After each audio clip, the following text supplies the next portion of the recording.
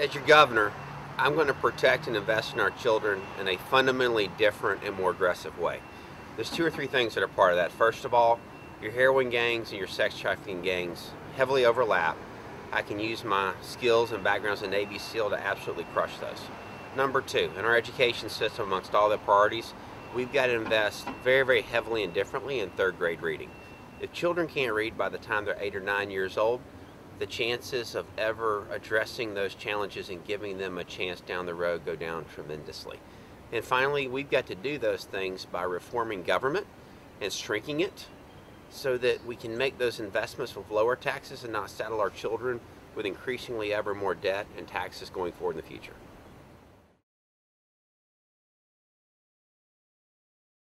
I'm running for office because I've got a very different background.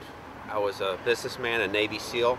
I think that unique combination will allow me to do something different for Georgia to future-proof our state. I went to the Consumer Electronics Show in 2013, and I took a picture of myself in front of the largest booth at the show that year. It was Kodak's booth. They went bankrupt that week. And I said to everyone that worked for me, and I said the lesson from history is that the future is very, very cruel to those who not reinvest and reinvent themselves before pain starts. I think our state right now is in an amazing financial condition, but if you look at the long-term challenges we face, 42% of children being born out of wedlock, 2/3 of third graders not reading at a third grade level, #1 place in America for sex trafficking, 541 million opium pills prescribed to 10.3 million Georgians in the last 12 months. These are long-term cracks in our future that need to be addressed now over the next 8 years in a fundamentally different way. And I believe I can address those challenges and opportunities to make sure that Georgia's got the brightest future it's ever had. But we've got to do some things differently to keep us going in the direction that we are so blessed to be going now.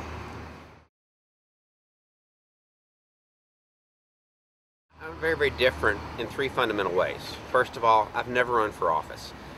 If you look at all the opponents I'm running against, I think they've got 60 years almost of combined political experience between all of them. If that is what you've always longed for in your ballot, I'm not the guy you should vote for governor.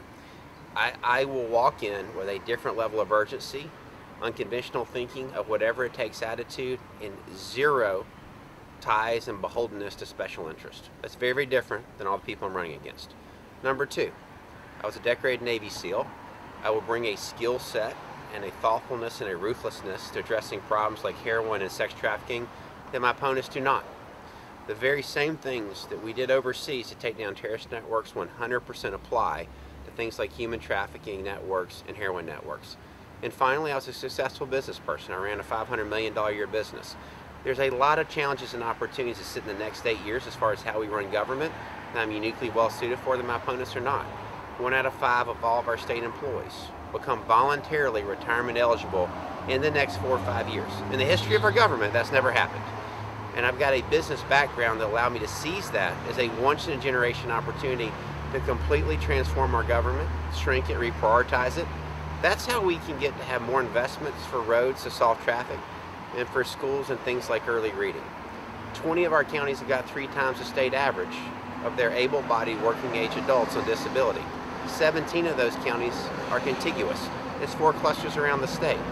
We've never had the power through technology and data to do analytics to find broken spots in government and fix it and save that money, and find things that are working and copy those. Bleckley County graduates something like 98% of all of its students.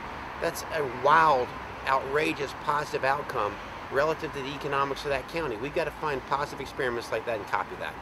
That's what I would bring as a business person. No one else that I'm competing against would bring that perspective, that experience, and that skill set. That's why I'm